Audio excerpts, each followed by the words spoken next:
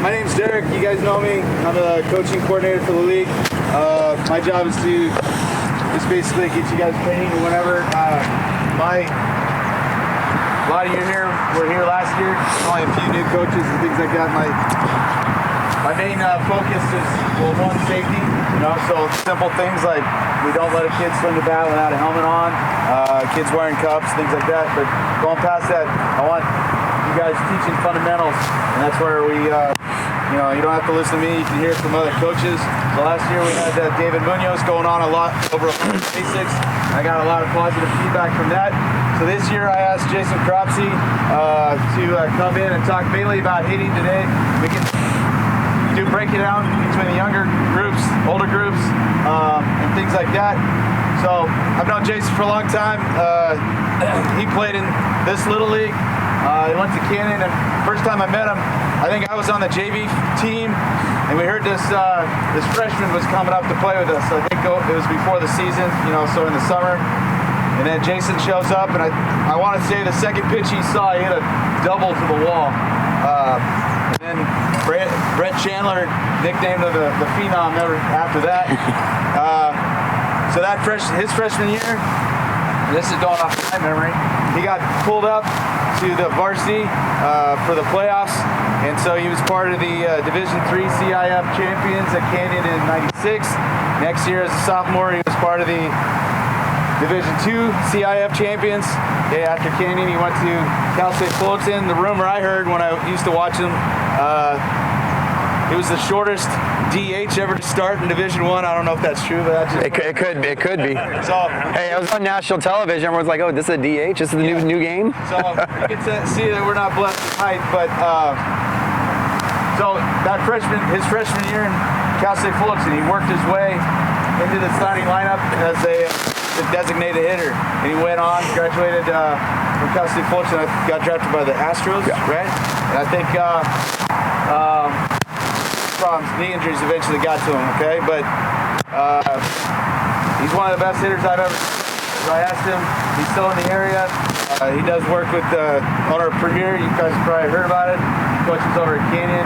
So he's a great resource in the league the last few years. So please listen to what he has to say. A lot of us know how to hit. A lot of us know a lot of the things he's going to go over, but a lot of it's reiteration. Even if you only pick up one thing, I think it's worth it. Even if it's a different way to explain something, I think it's worth it, okay? A lot of times kids don't all learn the same. So if you could just pick up one or two items, I call it a success. So please try to pay attention, be considerate, and it's all you. Derek, thank you. I appreciate that. Guys, before I get started, thank you guys for being here. I know it's taken some time. You guys all need to understand, I think that every single one of you are going to be volunteering your time and your energy and your effort in coaching these kids this year. A lot of you are going to be impactful guys to whomever you coach. So just note that when you're out there coaching, one thing you say, one thing you do, how you coach, you can make a true impact on these kids, lifelong. You could take one kid and who may not like baseball and make him love it. And next thing you know, he has a passion for it. But it stems from every single one of you, myself, everybody in this area who's teaching this game. So always, please, when you guys are coaching, put that in the back of your mind, understand, listen, it's not about just wins and losses. It's a community that we're trying to build these kids and make them better and hopefully teach life lessons along the way. So again, thank you guys for being here. We got everybody here. Originally, I know we talked about maybe breaking them up, but that's fine. This is fine. We'll go from bottom to top on the hitting approach. I'll start with some stuff for the T-ball and literally in the coach pitch guys, and then we'll work our way up to majors kids. So, guys, one of the things, let's start with T-ball. You guys probably all know this, but it could be, we're repeating a little bit. I watched my first year in the league 2 years ago with my son in T-ball, and I watched a lot of guys, and I don't want to step on toes during games and tell, hey, this is what you should, but I saw a lot of people put the T right here. And kids are trying to hit from there. So I'm muddy here real quick. Sorry, I'm getting this thing here. And next thing you know, we're teaching the kids to hit balls back behind our hips. And that's what we do not want, okay? We do not want to do this. And next thing you know, it's like that, okay?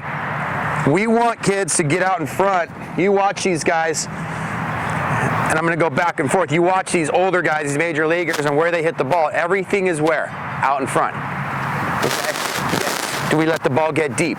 But deep is a term where it's not deep. We're staying behind the ball, okay? But we're catching it out front. All right. So make sure when you guys are doing T-ball, or you on coach pitch and you got to put the tee out there, that it's out in front. We want them to get extended. Another thing at that age, and I know it's all great, and some of these kids are crushing balls straight up. I watch probably handful of teams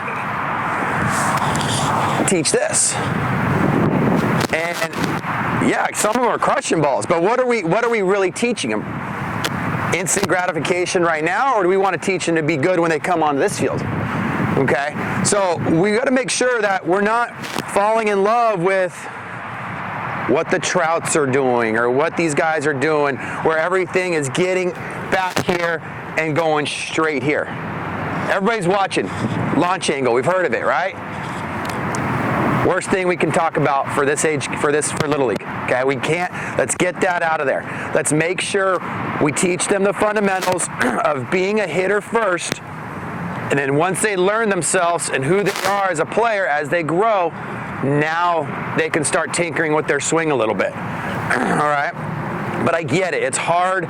It's hard to say, well, this guy does it. This guy does it. I understand it, but they're a whole different planet. Okay, so let's make sure we do the things that we can help them be successful now. Okay, so those are the two big things I saw, is the out in front tee and making sure we're not going here. All right, couple cliche terms I hear.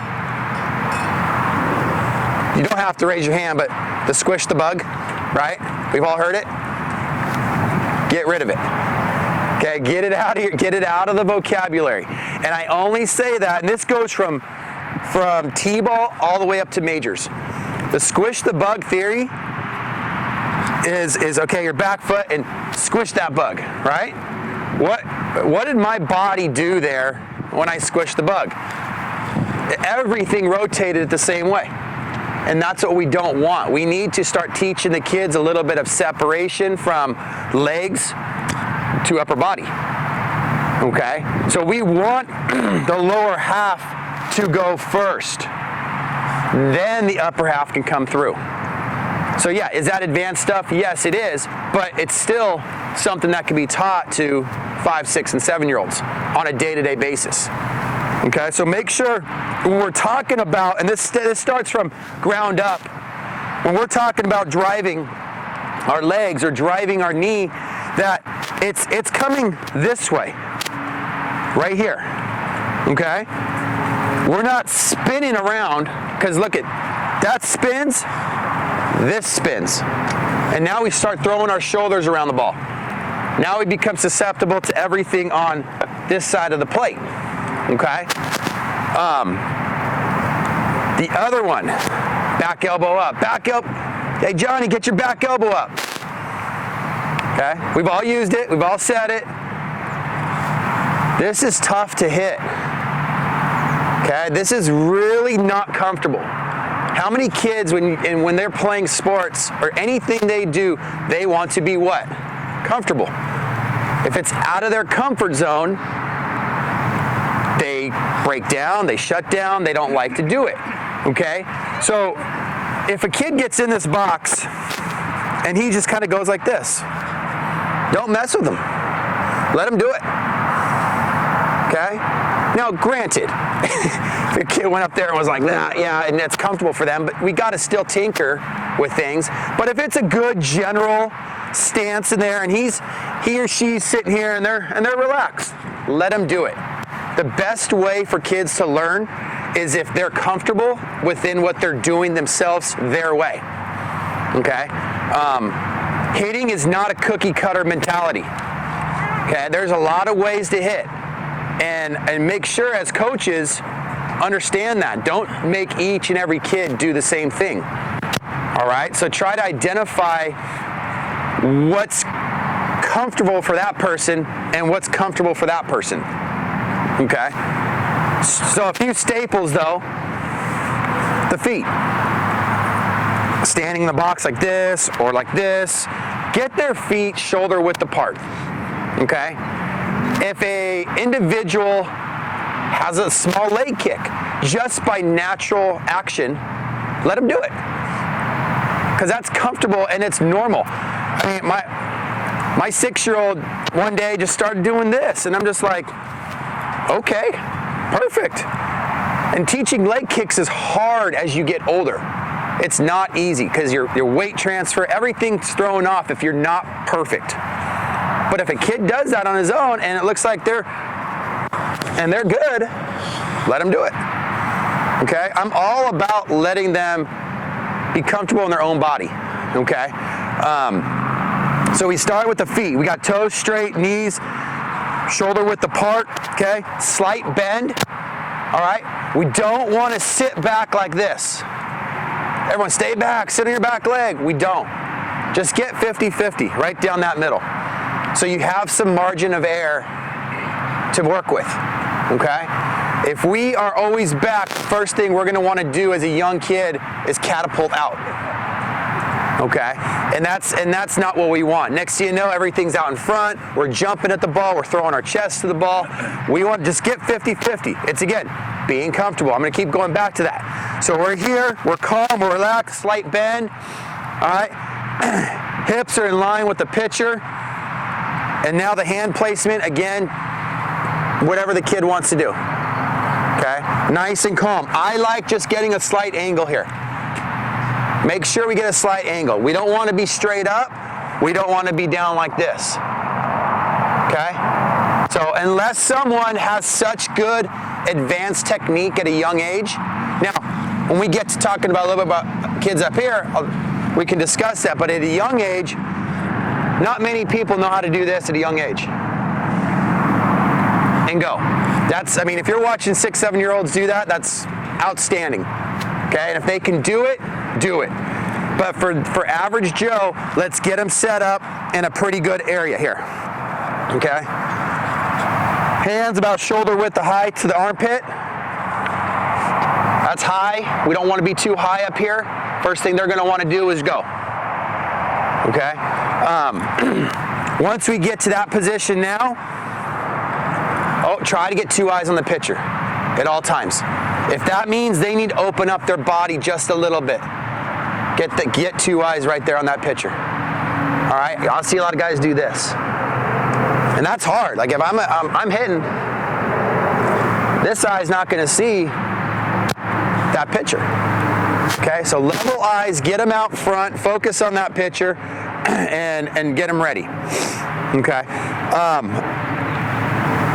T-ball, coach pitch. T-ball, obviously, it's off a tee. Coach pitch, we want to make sure. I know it's hard to throw. When you're on a knee, just try to get some arm rhythm, okay, with these kids. A lot of times when you just kind of push it, I know I even did that a few times over there because I'm like, dude, I can't throw to, it's hard. Trying to hit their bats, it's really difficult. But try to teach them to watch the arm. Okay, get up here, and as they're going, and that's something so easy that you can teach these kids. As I go, you go. So if we're 50-50 and the arm's coming forward, I'm getting ready. And then whatever they do, if they go leg kick, if they go step, I would try and encourage a step for kids. Just something small to get direction going towards the pitcher. All right, we want momentum, we want direction. The wide stance at a young age is I don't like it, and I think it's tough for a kid to eventually change from it. And they're not going to be able to use their legs effectively with the wide stance. You need to try to keep everything underneath your shoulders to get your body functioning the right way. Okay? Gonna skip to the older guys for a second here. So now that we're up here, and we're gonna talk about like the load, getting ready to hit. The biggest misconception in my eyes is the load, okay? Try, in my opinion, not to move your hands so much. Keep your hands in a general circle right here. We don't need to vacate our hands. You say, hey, get your hands back, get your hands back. Now, what do they start doing? This. Now, look what happens. Right? How many guys have seen this? Almost everybody probably. Now we're casting. Now we're going to be long. Now our head's up here. Keep their hands here. Let your body load. Let your arm. Let your elbow load. And this stems to, don't start here because you're probably going to get there.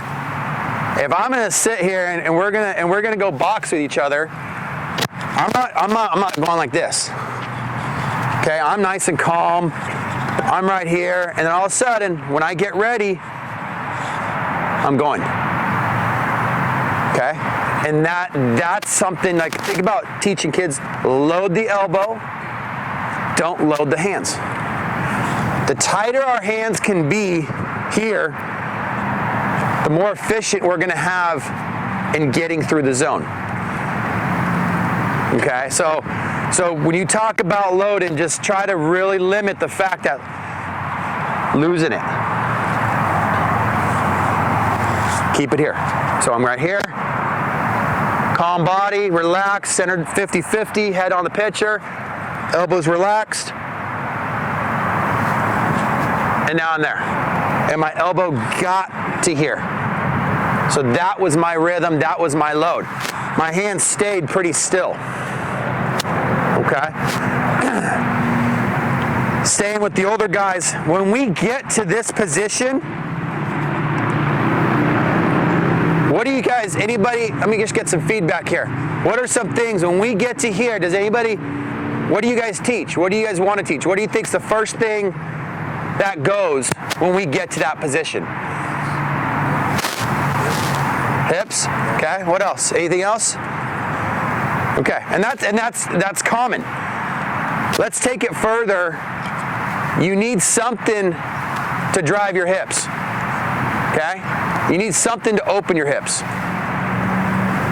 Try the knee, okay? Try the back knee. And just by taking, where's Cooper, Ethan? Come on, guinea pig. Guinea pigs have arrived. There you go. Get in your stance. There's the plate.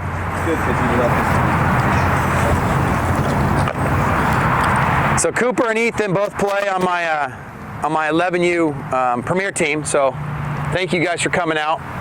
All right. So get in your stance. All right. Go ahead and get your hands back and take your step forward. Now stop. All right. So for Cooper right here, just stay still. You're gonna be hurting for a little bit. I'm just gonna, and I don't work with Cooper on the side or anything, so I would say just kind of get a little bit more here. Do you see it? Get back down. Do you think that's comfortable? When you're sitting there for a while, you're putting all that stress here and you're here. Get him a little bit taller. Now, as this back knee for him starts to kind of dive in a little bit, stay right there. See how that unlocked his hips? If he stuck it right here and stayed firm, try to move your hips. That's all he can go. He's done. Okay, so once you get this going here, and that comes off the ground a little bit, now his hips can go. As that's happening, this is functioning and filtering right here. And now hold. That's a pretty good spot for him right now. He's in a position to where he can adjust to in, middle, or away. Okay? We try to train these guys, keep rotating, rotating, rotating. Now from here, we try to keep that barrel in the zone as long as we can.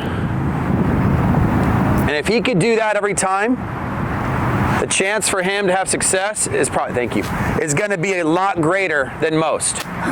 Okay?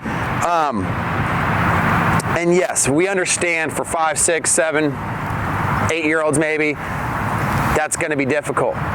But if you can get them on good direction, starting with stride to the pitcher, okay? Stride to the pitcher, keep their weight 50-50, feel their bottom is like an anchor. That's a good analogy for kids. Hey, think of it like your bottom's an anchor. Right when you land, drop that anchor. Feel it sit there. So they're not doing this, not jumping, okay?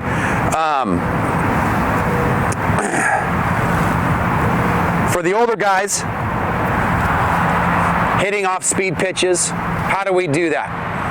It's not easy, right? You know what my answer is? Hit the fastball, okay? Hit the fastball early. That's what we all train, right? We all train our pitchers, get ahead early. Well, be aggressive early. The averages are crazy different when you have a guy who hits the first pitch fastball or ends up getting 0-2, and now it's difficult. Okay, so some drills that you could work on for your older kids on hitting off speed pitches, on a soft toss drill, just getting out in front. So if Coop's left-handed guy and I'm going to be right here, I'm going to go with normal routine, soft toss. He's going to hit. Just give me your good routine, right? Go ahead and start over. So like normal routine, he gets ready, he's going to hit. Okay, same thing. Here we go. Same thing. Stop. And see where he's at. That's a great basic drill for these guys to see where they're at. If they're here, if he is jumping forward, you can see what he's doing. Now we train him. Go ahead and get back. Now we stop, and he's there. Ready? Stop. Okay. Now stay there. Now I come back and flip it again. And try and get him to understand what it's like to wait with a changeup or a curveball or whatever the kids are throwing at that age. Okay. So far, any questions? Any questions? I know I've covered a lot of stuff right there. Any questions so far on things we've talked about? Yeah. You're lining your front foot at the angle of your front foot is lining where? And then you're talking about in a game or when you're just working? Okay. Good rule of thumb for a younger kid where to put their front foot. I would say right here on the point. Okay. As you get older, adjust. I'm big on box adjustments. Okay. So if a kid's throwing slow, don't sit in the back of the box, because what's the hardest thing for our kids to do? Wait.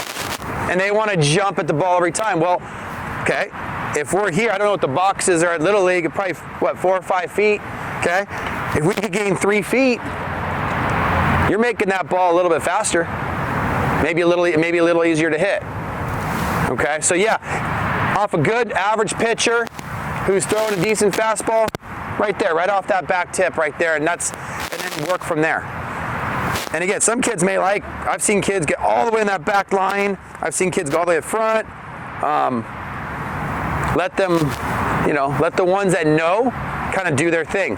The ones that need some guidance, that's a good rule of thumb. Any other questions so far? So you might get to it, but I noticed a lot in AA, single A.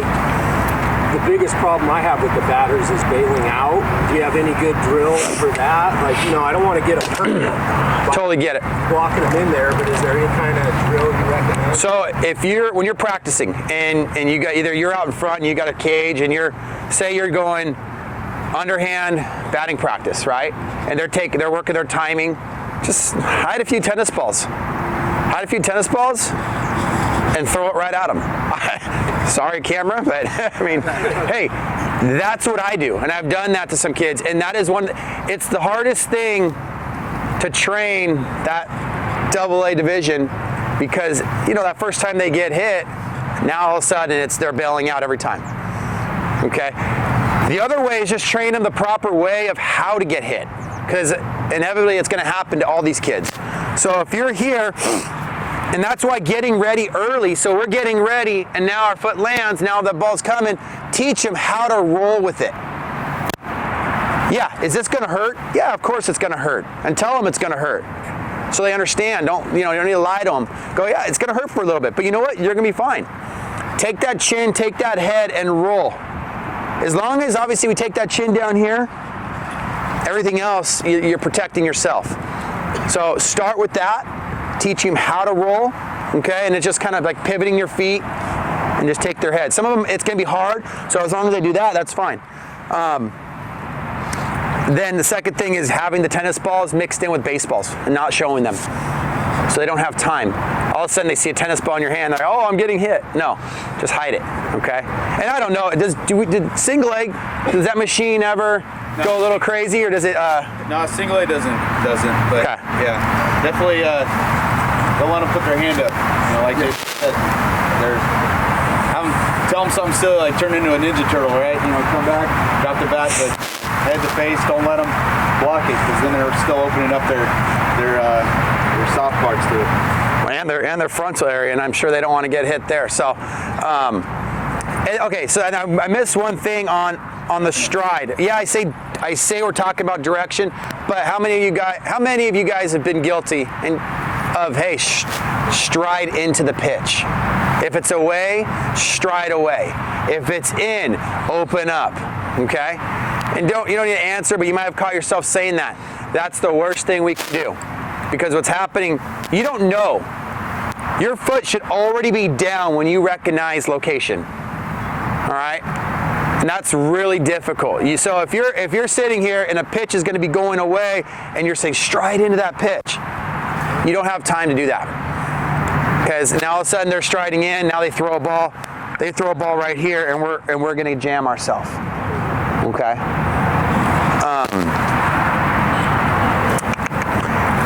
My question to you guys, what are some other common things, because this can help me elaborate more too. What are some common things you guys have come across with your kids that have been difficult? Kind of like he's saying, how do we get guys to stay in on the box? What's been tough for you guys? A lot of times the hand grip, so if they're too tight, they'll pull that front shoulder out because they can't really, So you'll see major leaguers, the big strong ones can have this very over-the-top grip, okay? We want to try and train our guys to start with, we call them the knocking knuckles. Your knocking knuckles right here. Now, they don't need to be perfect, okay? But as long as this top hand is close to it, the likelihood of it being perfect's unlikely. So maybe a little bit over is fine. Look at the functionality of my wrist. They can move. They can whip through the zone. They have action to do all that stuff. When we're here, no functionality, no movement. And this is tough. Now look what happens. Now everything's there. Now, if you're a major leaguer who's 240 pounds and you got bat speed and you're just gifted, yeah, they can do that. But not for our 7-year-old or 8-year-old kid. So let them get into a loose grip. Put the hands in the fingertips to start. I would take one hand to be a little stronger than the other. Okay, my thing was I was always a little bit firmer with the bottom hand. My top hand was calm. I'd be like this. And then as I get going, I go. Going back to the punch. We're not going to squeeze tight when we're ready to punch. We're going to be calm, and right before the punch happens, we go. Okay, so that's in terms of talking about grip strength with the kids and when to get ready, when to get tight, okay, when to pull the trigger. That's a very simple one. Now that they're transitioning from the T-ball to the hard ball, they're beginning to complain it stings. Swing hard. The softer you swing with the T-ball into the hard ball, the more it's going to hurt. Okay? Continue to swing hard. Get a firm, comfortable grip. If they're loose the whole way, that is going to vibrate their hands and they're going to sting. My sons are already saying it. Oh, it hurts. I go, oh, dude. Swing hard. What about when some kids swing and let go, swing with one hand and they let go and then others I like both. That goes back to a comfort thing. So we have a couple kids at Canyon right now, and they were struggling, and they were going two hands. But for them, it was causing them to really pull off balls with two hands. They could not lengthen their swing and stay on plane like we talked about, getting here. See what happened right there, how that hand just kind of let go, but it kept them on plane. So that's okay. It's all about if it's working for them as a one-handed finish, that's fine. What you need to look at is if that one-handed finish is letting go too early. So if he's letting go right at contact and that ball hits it, you're going to foul everything off to first base as a right-hander. But if you're staying on through the ball to here, now it's just that nice one-handed finish, that's okay. I'm either way. Again, it goes back to what's comfortable. If it's comfortable and it's working, let him do it, for sure. Anything different we should teach left-handed batters? It's all the same. It's all the same. What was the question? Anything different we should teach left-handed batters? The best thing with the left-handed batters is be even better at bunting. I mean, when you're here, and we could touch on bunting too. We didn't even go there, but that's important. That's actually very important. But when we're bunting, and as a left-hander, obviously they've got an advantage. They're 4 or 5 feet closer. They get movement, and they can go.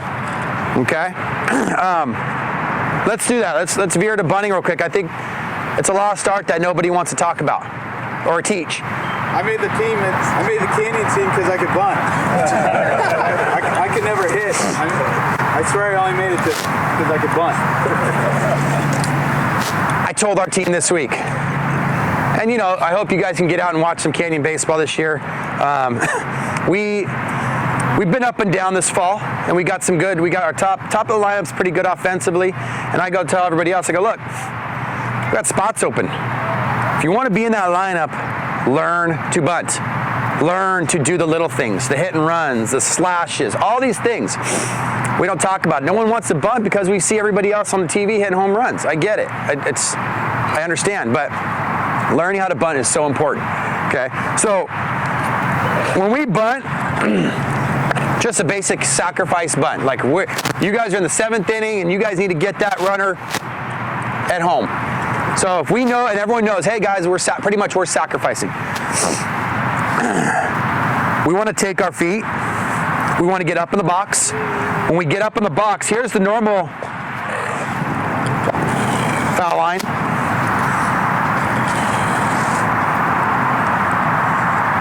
We're back here. Look what happens. We shrink our bunting zone. We get up here. Now we open it up. Okay, so we got more room for air. And this game's all about margin of error, right? If we shrink our margin of error, we're gonna have a hard time playing. But if we can open it up and give ourselves more opportunities to fail but be successful, I'll take those odds, okay? So when we bunt, we're up in the box. Here's obviously the front of the box. 2 feet, kind of pointed towards the second baseman, not second base, but second baseman. You see guys do this and go like this. What's the problem with this picture right here? Anybody? What if they throw it right at us? Where are we going? Especially the kids. That's their first reaction. Okay? So you can't go anywhere. This goes back to your question, sir, about how to rotate. So if we got our 2 feet to second base and we're right here, and if the guy throws one at us, we just rotate. Good rule. That's probably one of the best ways. You can probably work on that, put him in bunting position, and teach him how to do that. So we're here, feet to second base. Get the bat at the top of the strike zone. All right? Don't stand like this if they're bunting. Get the bat top of the strike zone. And we know top of the strike zone could be the head or the eyes sometimes. Okay? And that's not just Little League, that's everywhere. All right? Right here. When we go down, we don't go down with our bat. We go down with our body. The more we can keep this bat still, the better off we're gonna be. If we have to do this quickly, now we pop it up or we miss it. Okay? Angles. If we're going to first base, off the back of the plate, roughly, that's the angle you're gonna have. Bottom hand comes up maybe a couple inches. Top hand kind of goes to the beginning of the label. Obviously not like this. But think about pinching it right here. Get here, and I know their fingers are small. Try to use 2 fingers if you need to, okay? Ball's down, boom. Get your head behind it. And I know the kids are gonna flinch, but if they're worried about flinching, it's gonna happen more often. Get them confident about seeing it, watching it, and boom, right there, okay? If we're going to third base, pull this knob right here. And calm, relaxed. And there's our angle for third base. Again, bunt, okay? Feet allows us to rotate. We're not in a stuck position. All that's really important. Bunting for a base hit is different, okay? We want to bunt for a base hit. We want to make sure that it's kind of a drop step. It's a step with a drop step at the same time. Reason why we get in that drop step position is so we can do what? Run to first base. We're in that mode. And now we can go. Okay? Whereas a sacrifice, we're sitting there, we're giving ourselves up for the run to move. We're not worried. Because if we're running too early, sometimes we miss the ball. Okay? So those are some basic bunting techniques. Please incorporate that a little bit in your practices. I think it's like I said, it's a lost art, but very, very important to youth and amateur baseball, and winning games too. I mean, if you can bunt at high school level, you're going to win games. It's really important. All right, not everybody's going to hit. With these new bats, the bats are not as good as the past, so they're a lot more dead. Not to get away from bunting, but what about like your bat? You know, because some of the parents they'll buy the kids these big bats and it just doesn't fit them. Like, what size do you recommend? I'm more about bat speed. Okay, get a bat where the kid can swing it hard and fast. I called probably 3 people this year because I got my 6-year-old and he's not very big, and I couldn't find a bat. Couldn't find a bat for him. I was like, I think I had like a 26-15. That was the smallest approved bat for single A baseball.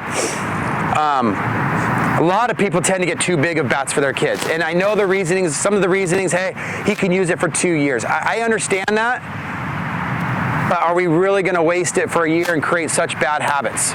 Because it's so heavy in their hands and it's falling. Okay, so I would urge you to just, again, get a bat that your son or the kids are comfortable with that can swing fast and hard. Okay, the lengthwise, I'm not so familiar on if you go by like Dix's rule of thumb. To me, those are big, extremely, right? Would you guys all agree? It's like well, your kid is 50 pounds and he's this tall, you should be. My kid should have been swinging a 27-inch, 16-ounce bat. I'm going to. That thing was swinging him. And so, yeah, get something that goes back to comfort, okay? And then as they get older, you have a little better idea where you can get a bat for 2 years, and it can stick with them because they're strong enough and they can adjust with it. Maybe we could. So Jason talked about like bunting. Sometimes you can bunt yourself out of a slump. A lot of it's the game's mental.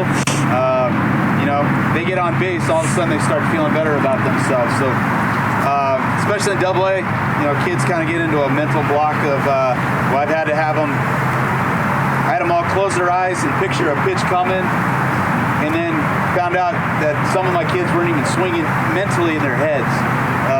And it was kind of a mental block. I had to get through that, and then once they got past themselves, the fear, they started, you know, rattling off hits. So Jason, do you have any like mental exercises that you've done with young players that might help them visualize or just kind of picture themselves being successful? So a lot of kids like to wait and see versus know what's happening. Okay, and let's use the majors group and that age group as an example. Here's the wait and see method. We're standing there, and Derek, why don't you just be like a pitcher real quick, just so I get timing. just right there is fine. Here's the wait and see method with a pitcher and hitter. Okay, they're not anticipating. They're not thinking that they're hitting. They're trying to react. You have to anticipate in the mind that I'm going to hit this pitch every time. And what's going to tell you to stop are these two things. Your eyes. All right? So now I'll be a pitcher. Do the same thing. And here's my anticipation of hitting. Ball. Great drill for older kids to do that. See where their body is, anticipate they're going to hit, and then stop the ball. If they're anticipating, they're going to be on time. So if you have a guy that's always late at the older level and everything is going here and everything's pushing, it's probably because they're standing there and they're going like this. Because they're not ready. They're just going, and that same thing, I mean, that could go for everywhere, every age. Get them to know, hey, we're going to swing at this ball if it's in the strike zone. I want you guys to anticipate it's going to be there. Trust that it's going to be there. And then when your eyes tell you it's out or high, out, in, stop. When you watch the major leaguers, this is something you can watch these guys on. When you see them and they're going good and someone's hot, right? They had a month where they're hitting 400. You watch their takes and watch their approach. So when they're hitting that ball, when they're locked in, everything is go. Everything is go. And they're laying off of good breaking balls. They're laying off of good changeups because they're starting early in their load and their body. They're starting early to where they can identify things sooner. Okay? So when we can identify things sooner, now we can slow our body down and see pitches better. All right, so that's a good drill for the older kids in getting going and then stop. Yes, yes, yes, yes, yes. No, that's a ball. Yes, yes, yes, yes, yes, yes. And go. So that is essentially a very mental approach in training their mind to think, I'm going to swing. And I'm going to let the ball tell me when I need to stop. And if you flinch or if you check, that's okay. That's okay. Guy throws a good curveball, you're ready for fastball, and he throws a good curveball and we check to swing because it's a ball, or we weren't ready to hit it, that's fine. But he was going. In his mind, he was going. Because we don't want to miss that fastball. We get that fastball, we want to crush it. Okay, especially early in the count. Any questions on some of that or any other questions? Derek, anything else you think we should, you see? I think simple stuff is maybe like inside pitch, outside pitch, where they kind of mentally want to attack. Yeah, here, something like that. In terms of even practicing the drill.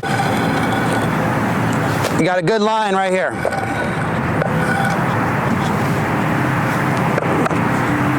So if we're going to hit an inside pitch, we need to catch it here. We can't hit an inside pitch this deep right here. Okay? I think most of you guys are aware. Here's the inside. Again, what's got to go with the inside pitch? What do we got to get open? Hips. Hips got to go. Back elbows got to filter in. And now we're here. It's okay to have angle. You guys are probably looking at me, well, we want angle right here. We don't want this. Okay? We don't want to come like this. Now I'm chopping. Now it's like that axe in a tree. That's what we don't want. Okay? So as our hips go, as our elbow filters, next thing you know, it just naturally falls into place. Now we're here. And we go. Palm up, back palm up at contact, front palm down. The longer you keep your palm up through contact, the better you're going to be at staying in the zone and hitting. Okay? Middle, same thing. All you're doing is you're catching it a little bit deeper, and you're here. Away, even deeper, and you're here. And you see where my head is on all of these? I mean, we're staying behind that barrel. So When I'm hitting a ball away, my head's right here. When I'm hitting a ball middle, my head's right here. When I'm hitting a ball in, my head's right there. All three of those.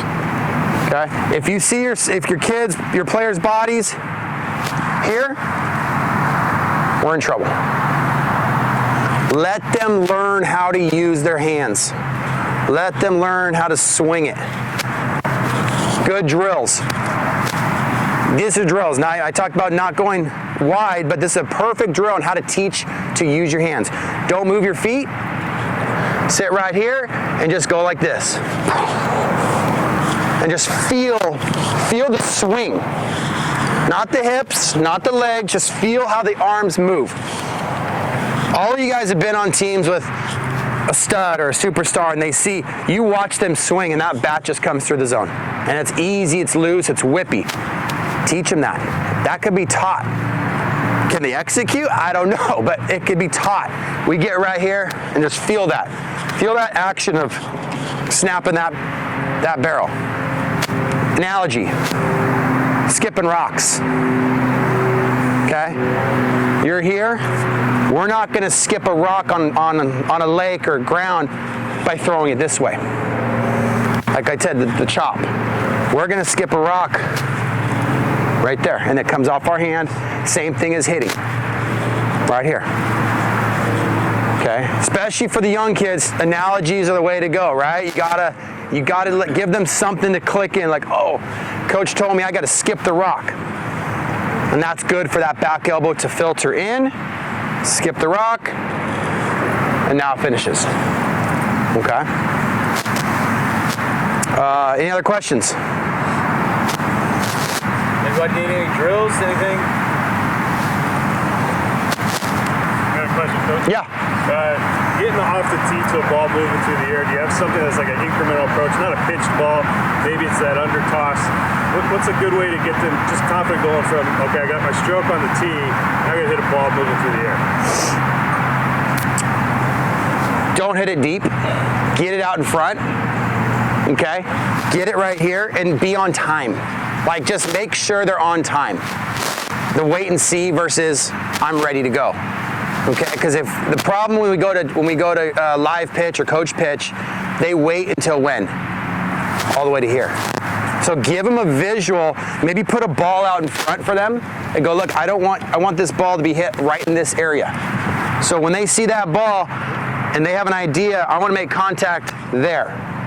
Now you're going to see them make contact, and now you're going to see them actually driving that ball. Okay? But if they're late and they're not ready and they're waiting, this is what it's going to look like. Every time. Right?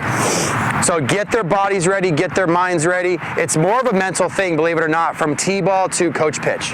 It's not so much the skill, it's them being ready to go and having awareness of how long a ball comes from there to here.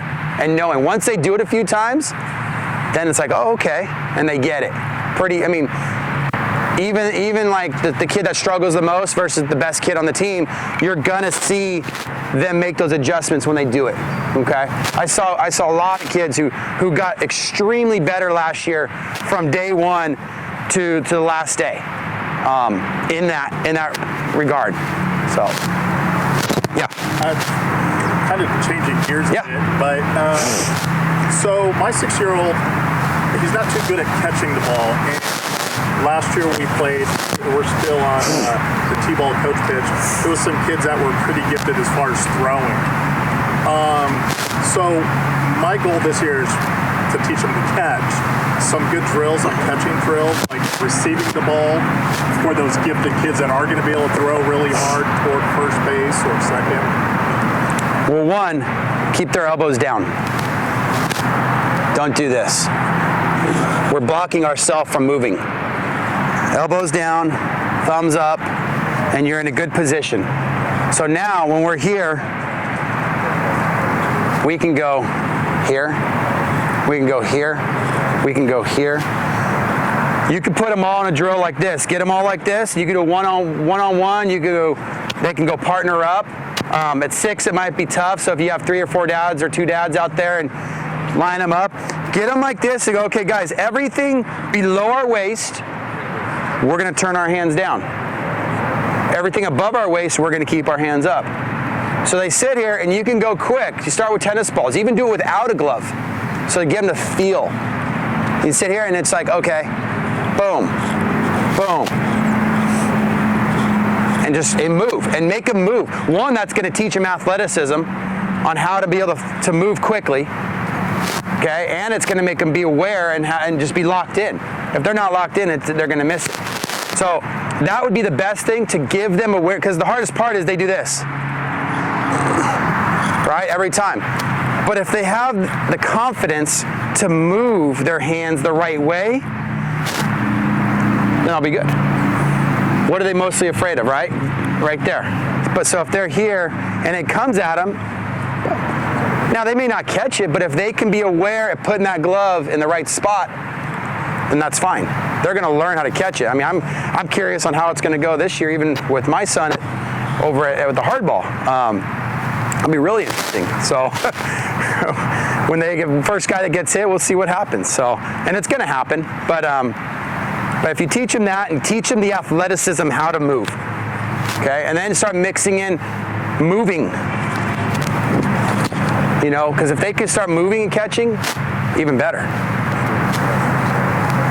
Any other questions? Not just hitting, but if you guys want drills, you want anything, any defensive stuff, anything come to mind? Yeah, I forgot to mention, he was also the starting shortstop too, so I mean, he wasn't all hitting. I have another question about hitting. So yeah. You say weights 50-50. Is that kind of when they're starting in the box? Yes. But then what's your opinion on, do they load their back foot before they swing? Like, is there more weight on their back foot? And then when they finish the swing, are they still 50-50, or is their weight more forward? Okay, so the timing of that, you start 50-50.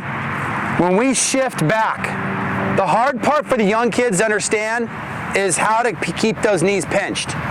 The older kids, you can teach them, hey, slightly pinch your knees, so when we load back, I still have a lot of energy right inside my inner thigh right here.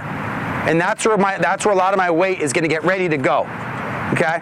The young kids, you don't want them to do this as long as their head and body don't fall outside of their body, their knee.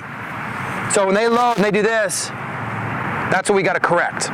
So if they want to load back, if they're still up and down, that's okay. That's what we want. So if they're 60-40, 70-30, that's okay. When we hit, we want to be back to 50-50.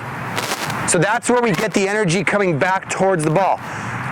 The really good ones can do that real well. Boom! And now we're right there. Some of them will do that. This is what you'll see on some of them. Try to let them keep their chest behind their belt buckle at all times. So when you're rotating and you're getting behind that ball right here, I'm still here. Okay? So yes, load the body, load the cheeks into the back leg a little bit.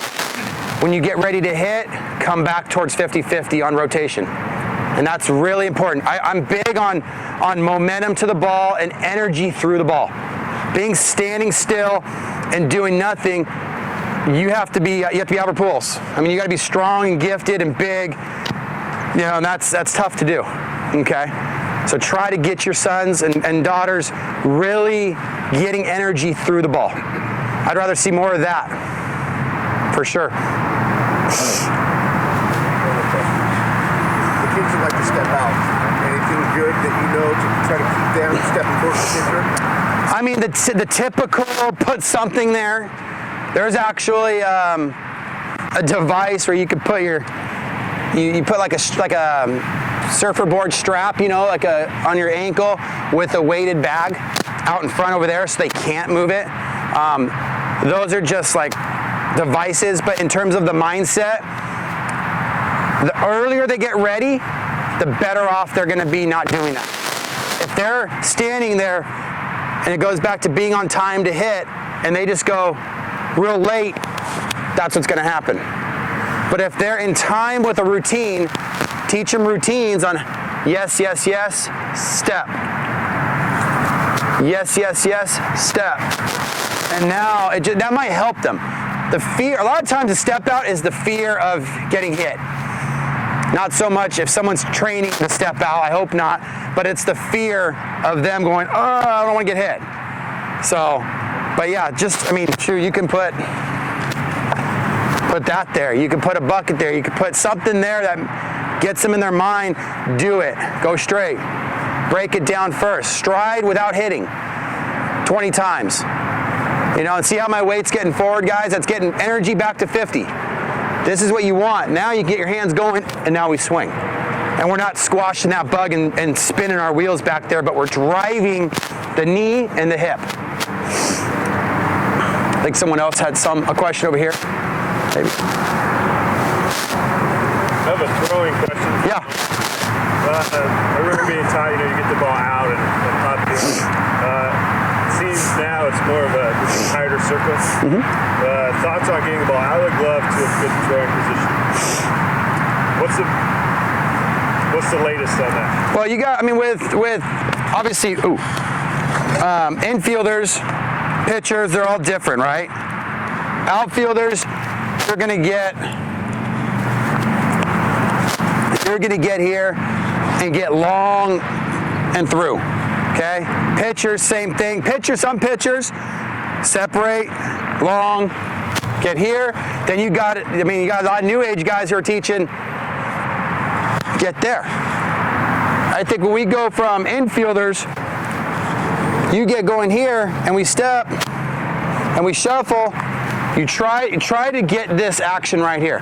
There's a good drill you can actually do is put a ball here or put a chair here. Grab this and put 3 or 4 balls for kids who have a hard time with like arm action and just kind of looks funky. And you sit right here and just have kids throw into a net. Go. And just step and go like 4 or 5, and you're gonna start seeing their arm action function like an arm should. Elbow up, put them on that, and go ahead, do 5 in a row really quickly. Grab, step, throw. Grab, step, throw. And then the faster you do things, the better it's gonna be. If we wanna train our guys to throw hard, or train our guys to swing hard, you gotta do what? You gotta practice hard. You gotta practice fast. If we practice fast, then you're gonna be able to eventually, hopefully, do it. Okay? So lineman, same type of batting type thing, shoulders, legs, when they practice throwing for like 6-year-olds and stuff like that? In terms of when they throw? Yeah. Okay, yeah, oh, absolutely. Line up their shoulder, line up their hip, get here. So if we're playing catch and I'm playing catch with the camera and I catch it, okay, always try to step to your catch. Teach them. Right-handers, step with that right. Left-handers, left. So you start promoting good action in your feet. So when you're doing catch play, okay, here we go. And control. I would urge you guys to control catch play. Get them in their lines and say, okay, here we go. Throw the ball. Catch. At 6 years old. 5, 6, 7. Now you can control it. Okay, now when we throw, we go here. Every time. And it's a lot like hitting, believe it or not. When we hit and our weight is right here, 50, 60, 40, same thing when we throw. If you see a guy going like this, it's like if we're hitting like that. We don't want to do that. Keep their body behind the throw. Let the chest fall forward after the arm comes through. I noticed when you're doing the throw, you're pointing with your elbow. And we went to just a clinic just a couple weeks ago, and they were saying point with the glove. And that's the basic. Okay. Basic of basic. Like when if a T-ball high, like line up the line, right? But see, to me, this promotes unathleticism. You're not running like this, right? Okay? You're running with your arms tight. And so when we're throwing, promote good drills, promote good actions. So yeah, show this forearm to your partner and bring it in. Right here. But yeah, this thing, I know it's the total, it goes back to the squish the bug and elbow up and point the arm. Show it. Kids are gonna be smart enough, they'll do it. And the more earlier you do this, the better they're gonna be when they get to there, then there, then there, then here. And they're not delayed. Any tips for increasing bat speed? Short, tight swing, and swing hard. Okay, and what I mean by that, increase the right actions and functionality in the swing. So if you are long and big to start, the chances of you being short and tight, rough. Okay? If you're in this general area and your bats and your arm, your elbow, your knee, everything works in the right foundation and function, things will happen the right way. And you'll increase bat speed just by doing it in the proper way. But if we vacate our hands in any way, shape, or form, or if we yank our shoulder, which causes stress on this, we're gonna be slow. So a lot of it is mechanics based with bat speed, okay? Because some of it is obviously just being gifted, big and strong and being good, right? So if you promote a good, healthy swing with the right actions, with the knee leading the hips, now the hips leading the elbow and swing, all that should come through in the right form. You're gonna swing faster naturally. And just like running, right? If we run like this, we're not running fast. We're gonna stay nice and tight. You watch the best sprinters in the world, they're tight and explosive. And they're practicing fast. I can't reiterate that enough. I see it in our high school players now. If you're not gonna practice something fast, don't expect to do it fast. You wanna run that 7 flat 60, then run hard as you can. Uphills, downhills, promote fast feet. If you want to throw hard, then get from here and go 200 feet and throw the ball as hard as you can 200 feet. Promote arm speed. When you watch all these major leaguers and pitchers and you see them pitch, their arms are coming through this thing aggressively and they're throwing fast.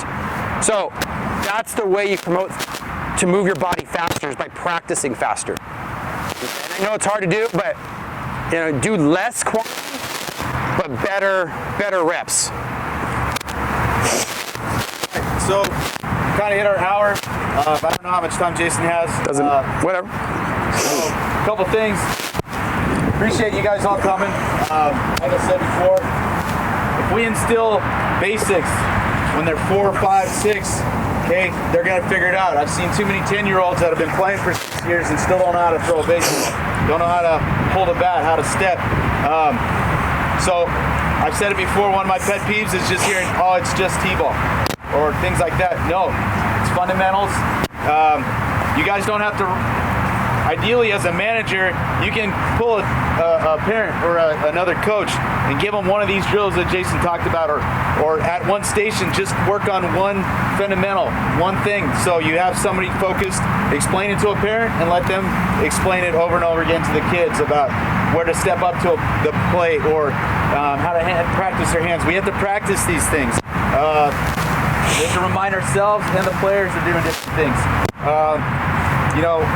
We have, last year we kind of talked about a pitching program or a throwing program. I'd like to keep going on that. So this is just something year over year. We want to keep harping on the fundamentals, catching the right way, throwing the right way, practicing the right way.